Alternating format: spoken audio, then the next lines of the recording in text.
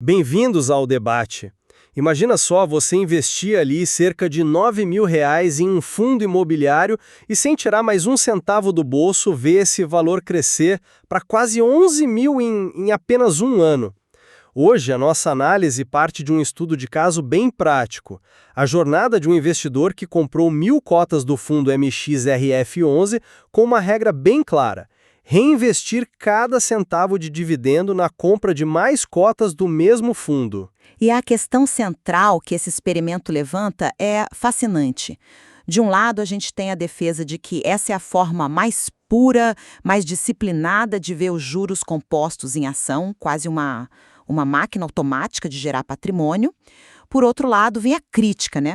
Essa simplicidade toda não estaria, na verdade, mascarando uma estratégia meio ineficiente, que ignora riscos importantes e que acaba deixando muito dinheiro na mesa? É isso que a gente vai discutir. Exatamente! Eu vou defender que a beleza dessa estratégia está justamente na simplicidade e no poder da disciplina. É um método que transforma, de fato, a renda passiva em um acelerador de crescimento de capital. E eu vou argumentar que, apesar de ser um exercício muito didático, esse método ignora princípios básicos de gestão de risco e de alocação de capital, o que pode levar a resultados, assim, bem abaixo do ideal no longo prazo. Bom, vamos começar pela força motriz da estratégia, a disciplina que ela impõe. O processo é quase mecânico e ele elimina a maior barreira para muitos investidores, que é a dúvida, a hesitação, né? Não tem muito o que pensar, o dividendo cai na conta, a ordem de compra é executada. O material de origem mostra isso em números. O investidor começou com 1.000 cotas, no primeiro mês recebeu R$ 100 de dividendos e comprou mais 11 cotas. A partir daí, a mágica acontece. No mês seguinte, os dividendos já não incidem mais sobre 1.000 mais, sobre 1.011 cotas. É o famoso efeito bola de neve acontecendo ali, na nossa frente. Ao final de 13 meses, ele tinha 144 cotas a mais compradas exclusivamente com o dinheiro gerado pelo próprio fundo. O resultado final foi uma rentabilidade anualizada de 16,95%. Para mim, isso é a prova de que a consistência que é facilitada pela simplicidade gera um resultado sólido e indiscutível. O conceito de juros compostos, com certeza. Mas, como estratégia de investimento real, ela é deficiente.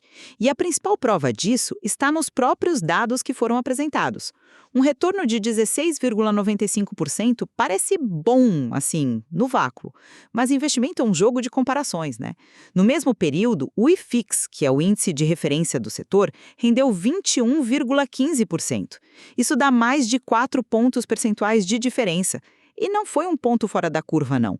Outros fundos, como o KNR11, que é mencionado na fonte, chegaram a render mais de 26%. Reinvestir cegamente no mesmo ativo significa ignorar o custo de oportunidade. E pior, ignora o risco de valuation. O próprio autor do vídeo admite que, em certos meses, o MXRF11 estava caro, sabe? Sendo negociado com ágio. Ou seja, o investidor foi forçado pela regra a comprar um ativo sobrevalorizado. E o alerta final vem com o exemplo do HCTR11, que caiu 85%. Essa estratégia de reinvestimento focado não só ignora o risco de um desastre como esse, como potencializa a cada mês. Você toca num ponto importante, que é a comparação com o IFIX.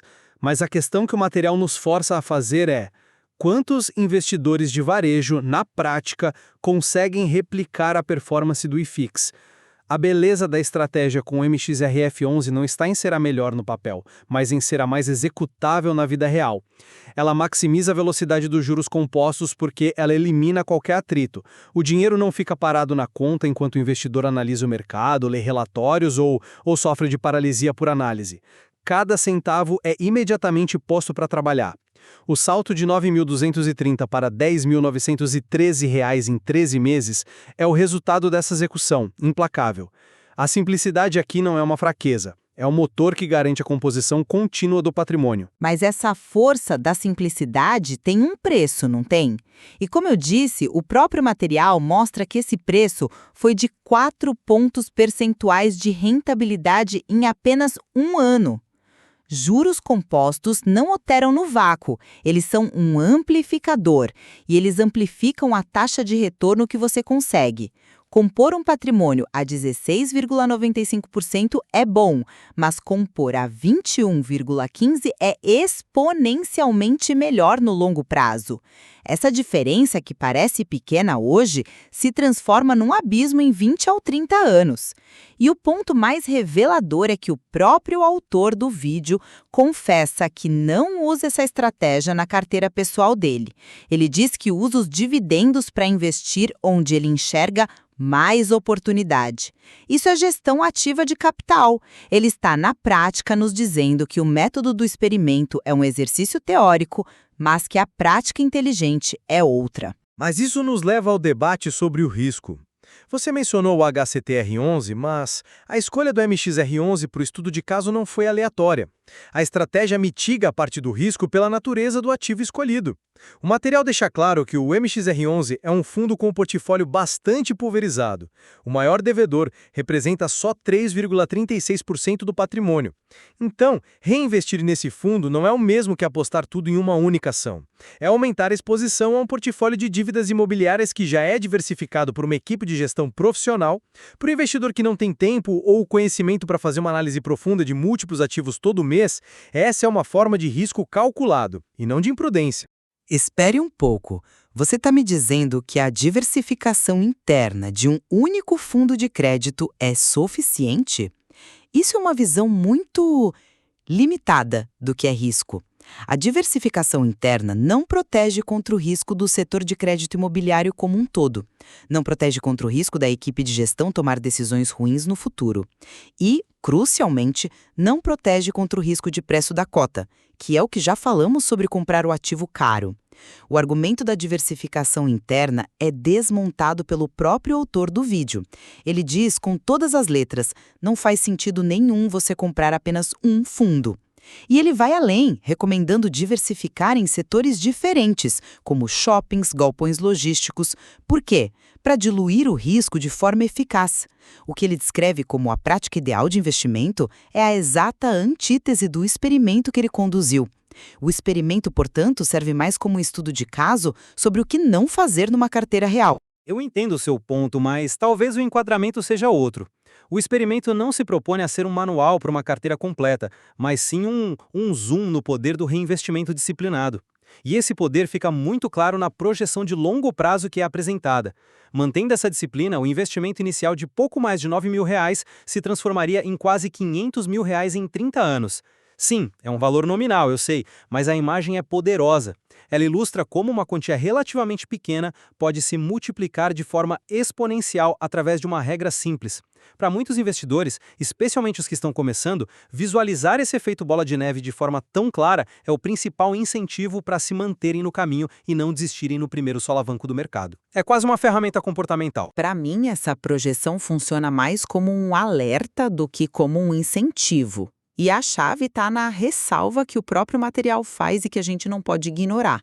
Por causa da inflação, o poder de compra desses quase R$ 500.000 seria equivalente a apenas R$ 94.000 nos dias de hoje. Isso não é um detalhe, é a informação mais importante da projeção. Ela mostra que o objetivo final não é acumular um número grande, e sim aumentar o poder de compra. E isso reforça o meu argumento anterior. Uma estratégia que te faz render 4 pontos percentuais a menos que o mercado todo ano está, na verdade, corroendo seu potencial de ganho real. A projeção não mostra o poder da estratégia, ela mostra o custo de oportunidade gigantesco de se ater a uma estratégia subótima por 3 décadas. O investidor chegaria no final com um poder de compra muito menor do que poderia ter alcançado com uma alocação um pouquinho mais inteligente dos seus dividendos. Mas mesmo 94.000 em poder de compra partindo de um investimento de 9.230 é um resultado extraordinário que valida o princípio. E você continua a subestimar o fator mais importante para o sucesso do investidor comum, o comportamento. A estratégia ótima no papel não serve de nada se a complexidade levar a pessoa à inação. Quantos investidores não deixam os dividendos parados por meses porque não sabem qual é a melhor oportunidade do momento? Este método, mesmo que não supere o mercado todo ano, garante que o dinheiro está sempre trabalhando.